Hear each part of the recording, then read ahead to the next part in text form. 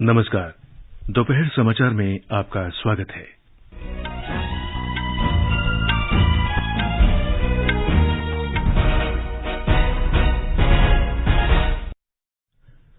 प्रधानमंत्री राष्ट्रीय बाल पुरस्कार से सम्मानित बच्चे आज नई दिल्ली में महिला और बाल विकास मंत्री स्मृति ईरानी से मिले। प्रधानमंत्री नरेंद्र मोदी आज शाम नई दिल्ली में बच्चों के साथ संवाद करेंगे।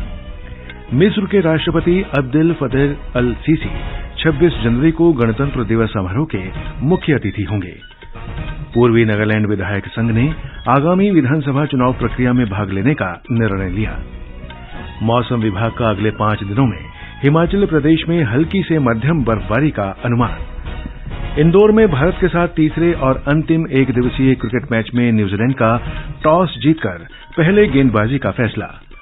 और मेलबर्न में ऑस्ट्रेलियन ओपन टेनिस मुकाबले में सानिया मिर्जा और रोहन बोपन्ना की भारतीय जोड़ी मिश्रित युगल श्रेणी के सेमीफाइनल में पहुंची।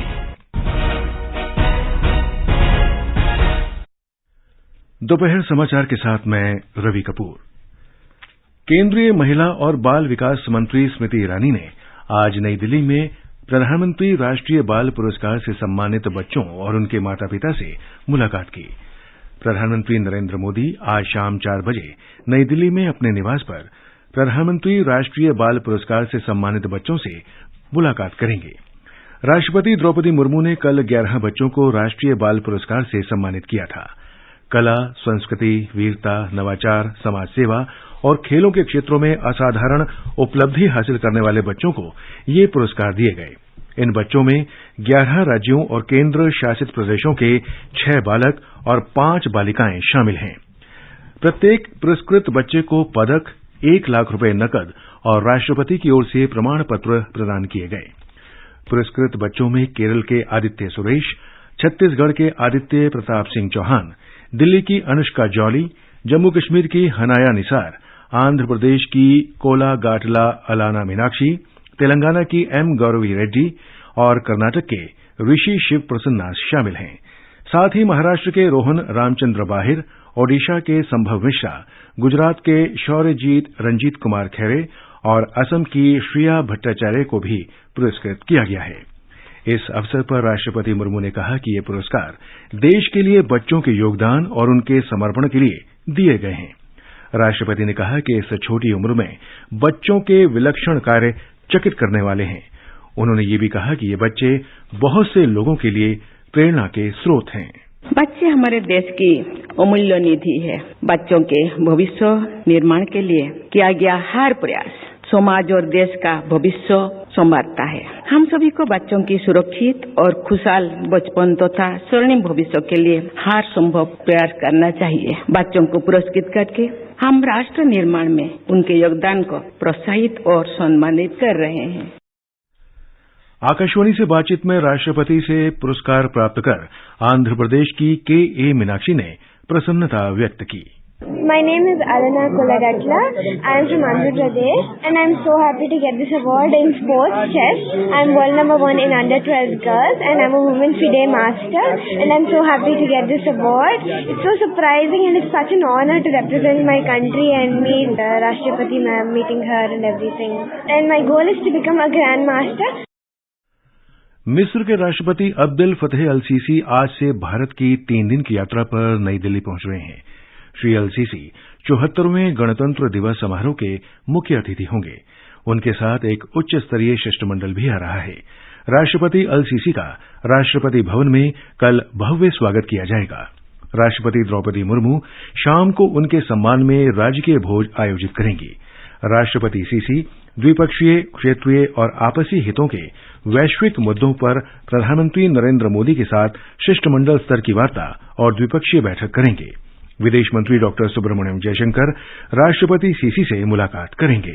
भारत और मिस्र के बीच वर्षों से मैत्रीपूर्ण संबंध रहे हैं, जो सभ्यतागत, सांस्कृतिक और आर्थिक सहयोग तथा दोनों देशों के लोगों के बीच गहरे संबंधों में दिखाई देते हैं। भारत और मिस्र के बीच द्विपक्षीय व्यापार ने वर्ष 2021-22 में 7 अरब 26 करोड़ डॉलर की रिकॉर्ड ऊंचाई हासिल की। मिस्र को 3 अरब 74 करोड़ भारतीय निर्यात और मिस्र से भारत को 3 3 अरब 52 करोड़ आयात के साथ व्यापार काफी संतुलित था। 50 से अधिक भारतीय कंपनियों ने मिस्र की अर्थव्यवस्था के विभिन्न क्षेत्रों में लगभग 3 अरब 15 करोड़ डॉलर का निवेश किया है, जिनमें रसायन, ऊर्जा, कपड़ा, परिधान, कृषि व्यवसाय और खुदरा शामिल है। आकाशवाणी समाचार के लिए दिल्ली से मैं सुपर्णा सैकिया। ये समाचार हमारी वेबसाइट newsonair.com/hindi और हमारे mobile app news on AIR पर भी उपलब्ध हैं। दोपहर समाचार में आपका फिर स्वागत है।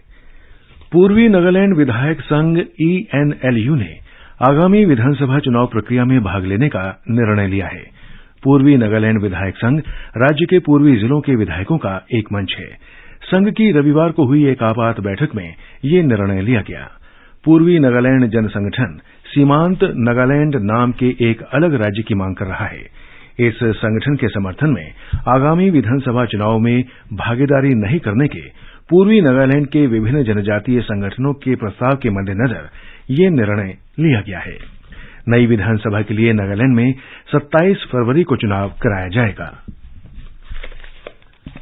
कानून मंत्री किरेन रिजिजू ने कहा है कि न्यायपालिका के लिए लंबित मामलों को कम करने का एकमात्र तरीका अदालतें हैं। वहीं कार्यपालिका एक दूसरे से मिलकर काम करती हैं।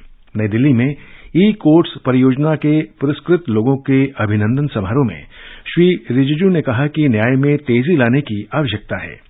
उन्होंने कहा कि देश में फिलहाल 4 करोड़ 90 लाख लंबित मामले हैं। उन्होंने कहा कि ये एक बड़ी संख्या है। मामलों के निपटारे में देरी का अर्थ है न्याय से इनकार और न्याय में देरी। सरकार स्वास्थ्य संबंधी जरूरतों पर अधिक केंद्रित होकर आपदा की स्थिति में इसके प्रबंधन की क्षमता मजबूत करने के लिए प्रतिबद्ध है। स्वास्थ्य मंत्री डॉ मनसुख मांडविया ने नई दिल्ली में राष्ट्रीय आपात चिकित्सा दल के उद्घाटन सत्र को संबोधित करते हुए ये बात कही।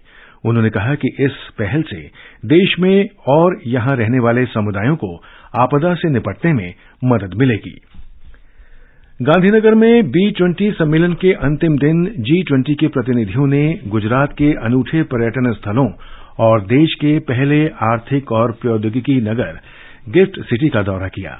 प्रतिनिधियों ने गांधीनगर में आज सुबह पुनीत वन में विशेष योग सत्र में भाग लिया।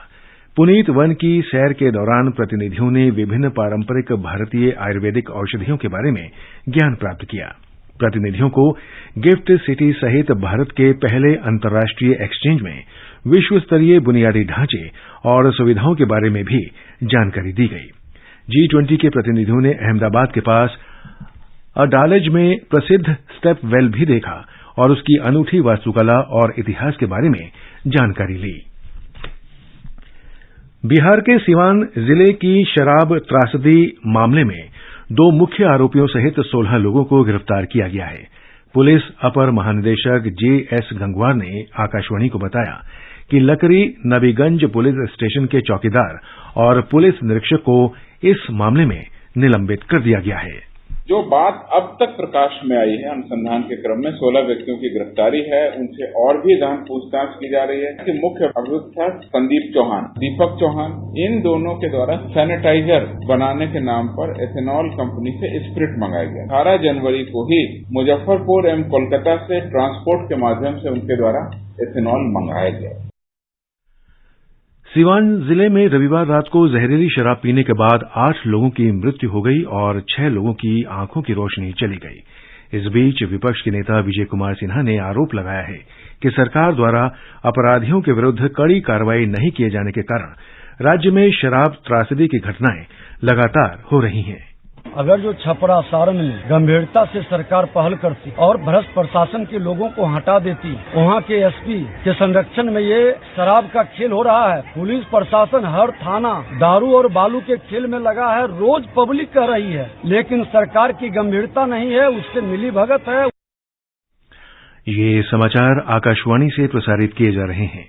ताजा समाचार जानने के लिए आप हमारे Twitter handle @AIR News Hindi को फॉलो कर सकते हैं। ये आकाशवाणी है। क्रिकेट में इंदौर के होलकर क्रिकेट स्टेडियम में भारत और न्यूजीलैंड के बीच खेले जा रहे तीसरे और अंतिम एक दिवसीय मैच में ताजा समाचार मिलने तक भारत न्यूजीलैंड के विरुद्ध बिना किसी विकेट के नुकसान पर 12 ओवर और 3 गेंद पर 99 रन बना चुका है। न्यूजीलैंड ने टॉस जीतकर फील्डिंग करने का फैसला किया। भारत इस श्रृंखला को क्लीन स्वीप करने की कोशिश करेगा। भारत इस श्रृंखला में पहले ही 2 मैच जीत चुका है। सानिया मिर्जा और रोहन बोपन्ना की भारतीय जोड़ी आज मेलबर्न में ऑस्ट्रेलियन ओपन टेनिस मुकाबले में मिश्रित युगल श्रेणी के सेमीफाइनल में पहुंच गई। क्वार्टर फाइनल में उन्हें प्रतिद्वंदी जोड़ी से वॉकओवर मिल गया। भारतीय जोड़ी का मुकाबला लातविया की येलेना ओस्तापेंको और स्पेन के डेविड वेगा हर्नांडीज से होना था, लेकिन खेल छोड़कर उनके बाहर हो जाने के कारण सानिया और रोहन बोपन्ना को अंतिम 4 में स्वतः प्रवेश मिल गया। इससे पहले उन्होंने उरुग्वे और जापान के खिलाड़ियों की जोड़ी को 6-4, 7-6 से हराया था। विदेश मंत्री डॉक्टर एस जयशंकर ने कहा है कि पूर्व प्रधानमंत्री अटल बिहारी वाजपेयी को समकालीन दुनिया की अत्यंत सूक्ष्म और विकसित समझ थी और उन्होंने अमेरिका के साथ भारत के संबंधों में परिवर्तन में बहुत मदद की। डॉक्टर जयशंकर ने कल नई दिल्ली में तीसरे अटल बिहारी वाजपेयी स्मृति व्याख्यान में कहा कि श्री वाजपेयी ने शीत युद्ध के बाद के वातावरण में अमेरिका और भारत के संबंधों में बदलाव किया। उन्होंने इस बात को समझा कि ये संबंध भारत के लिए राष्ट्रीय और अंतर्राष्ट्रीय स्तर पर कितना महत्वपूर्ण है। The realism that characterized many of his decisions and approaches.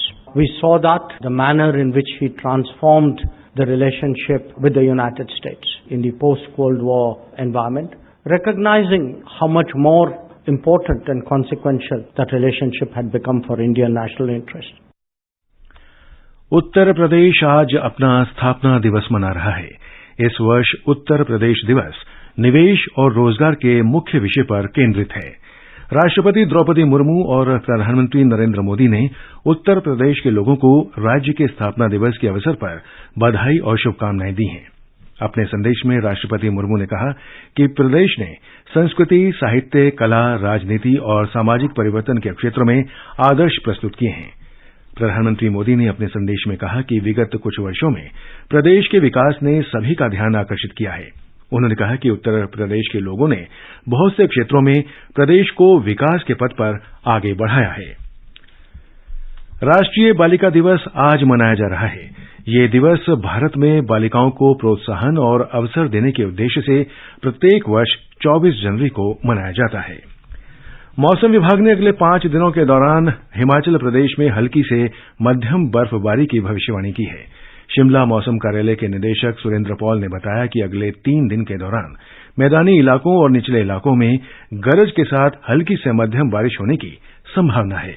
Himachal Pradesh में अगले 48 घंटे में मौसम खराब रहेगा और अभी पिछले 24 घंटों में प्रदेश के जो ऊपरी इलाके हैं जिसमें लाहौल स्पीति, किन्नौर और शिमला के ऊपरी हिस्से वहां पे किसी मध्यम दर्जे की बर्फबारी का रिपोर्ट है। और आज ये संभावना है कि प्रदेश के ऊपरी हिस्से जिसमें चंबा, लाहौल स्पीति, किन्नौर, शिमला, कुल्लू, कांगड़ा इन इलाकों में 2 जगह पे भारी बर्फबारी हो सकती है और प्रदेश के जो निचले क्षेत्र के एरिया है वहां पे बारिश और कुछ इलाकों में बर्फबारी भी हो सकती है।